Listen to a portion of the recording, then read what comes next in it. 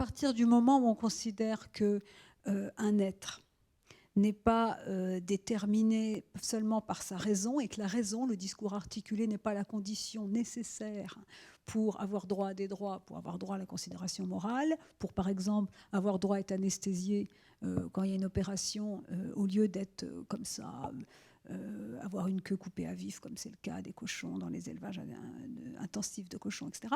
Donc, à partir du moment où on change le critère de la morale et qu'on fait entrer la sensibilité, la vulnérabilité, forcément, nous partageons avec les animaux ce pouvoir d'un pouvoir qu'est la mortalité, qu'est la fatigue, qui est le fait de se nourrir, qui est le vieillissement, etc.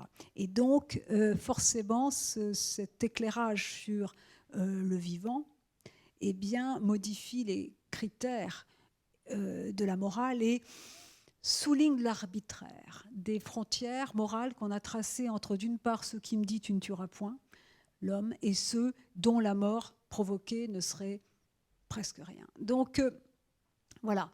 Donc, moi, j'ai les deux.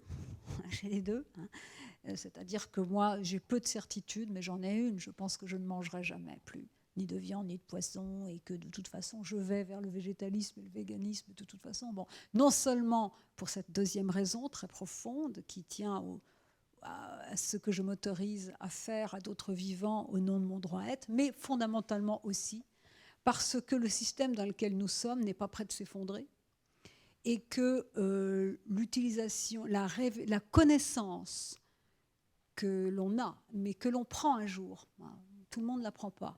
Et encore une fois, je comprends qu'on ne la prenne pas, parce que c'est très douloureux. La compréhension qu'on a de ce qu'on fait subir chaque jour aux animaux est un tel choc pour ceux qui acceptent de le voir, et je comprends vraiment qu'on n'accepte pas de voir tellement c'est bouleversant, eh bien, fait que, voilà, bon, ben moi, je ne veux pas, je ne veux pas imposer aux animaux ce mal-là.